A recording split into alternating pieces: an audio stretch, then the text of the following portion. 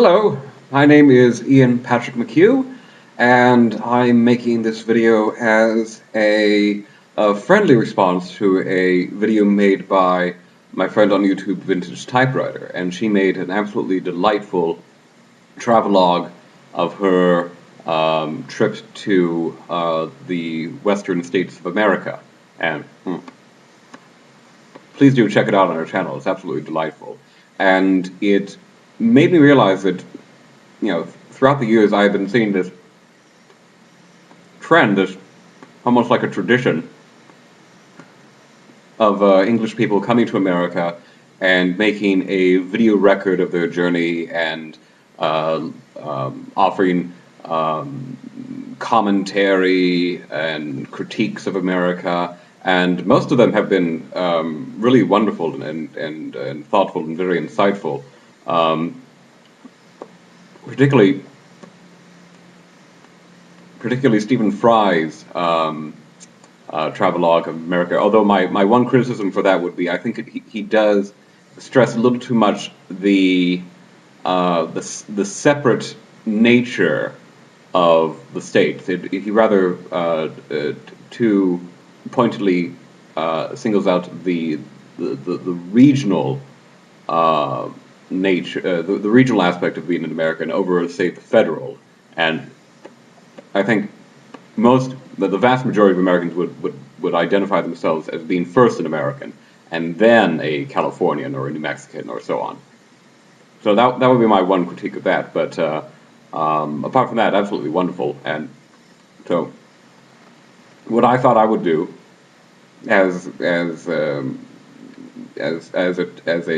actually a kind of token of appreciation for what my friend VintageTypewriter did is to make a video where I also offer certain reflections on another country, and this country being England, the country where my friend VintageTypewriter is from. And I've been to England twice, and I've actually had a very long relationship with the country, even when I had never even gone there.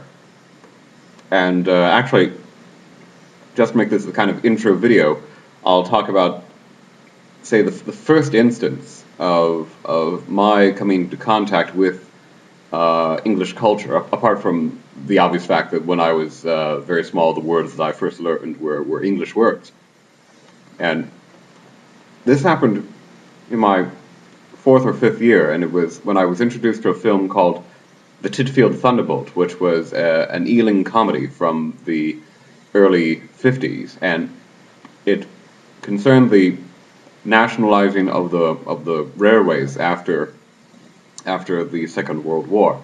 And all I understood at the time was that it meant that these small little branch lines, sorry for the redundancy, these branch lines were being closed down, and that these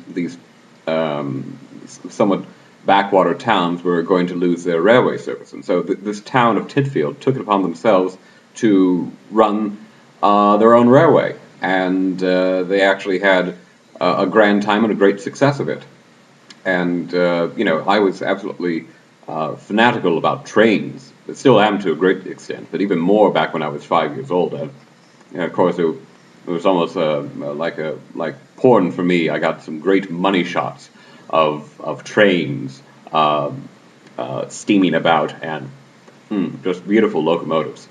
But what the film made an even more lasting impression on me with this depiction of this community. And this film actually does receive, I think, something of a rather patronizing, dismissive bit of criticism usually tagged onto it by various reviewers, saying that it's a reactionary or a conservative film, that it's a little more than a kind of nostalgic heritage picture. And I think that misses a lot of genuine and genuinely progressive positive aspects of it.